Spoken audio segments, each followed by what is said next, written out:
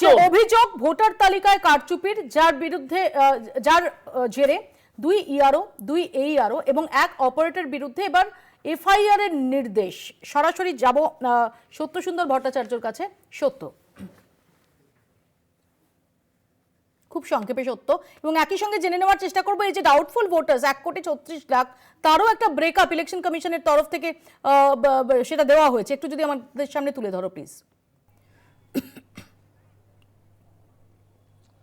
দেখো, ইতিমধ্যেই জাতীয় নির্বাচন কমিশনের তরফ থেকে তারা জানিয়েছে স্বতঃপ্রণোদিতভাবে, এর আগে 4 মাস আগে গত অগস্ট মাসে যে ভোটার তালিকায় কারচুপির বিষয়টি নজরে এসেছিল এবং সেক্ষেত্রে দক্ষিণ 24 পরগনার বারুইপুর পূর্ব বিধানসভা এবং পূর্ব মেদিনীপুরের ময়না বিধানসভা, এই 2 বিধানসভার 2 ইআরও, 2 জন এইআরও এবং 1 জন ডেটা এন্ট্রি অপারেটরের বিরুদ্ধে এই ভোটার তালিকায় কারচুপির অভিযোগ এসেছিল এবং সেই প্রেক্ষিতে তাদের বিরুদ্ধে ব্যবস্থা নেওয়ার নির্দেশ দিয়েছিল।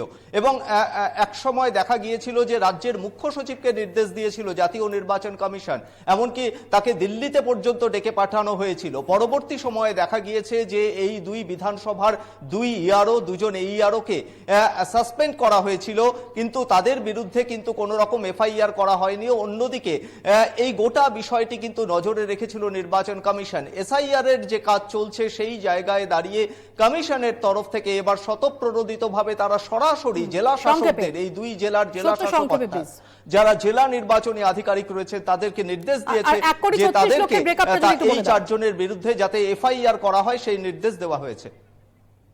দেখো, ইতিমধ্যেই 1,36,00,000 যে তথ্যের অসঙ্গতি রয়েছে তার মধ্যে কিন্তু দেখা গিয়েছে যে 94 লক্ষের যে তথ্যগত অসঙ্গতি সেটা তো 1,36,00,000 থেকে কমে দাঁড়িয়েছে এবং এর মধ্যে যে সমস্ত ডিসক্রিমিনেন্সি গুলো রয়েছে সেই বিষয়গুলো কিন্তু যাচাই করে দেখা হচ্ছে। অর্থাৎ আগে যে সংখ্যা ছিল, পরিসংখ্যান ছিল, সেই জায়গা থেকে 1,36,00,000 থেকে এখন কিন্তু সংখ্যাটা এসে কমিয়ে দাঁড়িয়েছে 94 লক্ষের বেশি। ধন্যবাদ।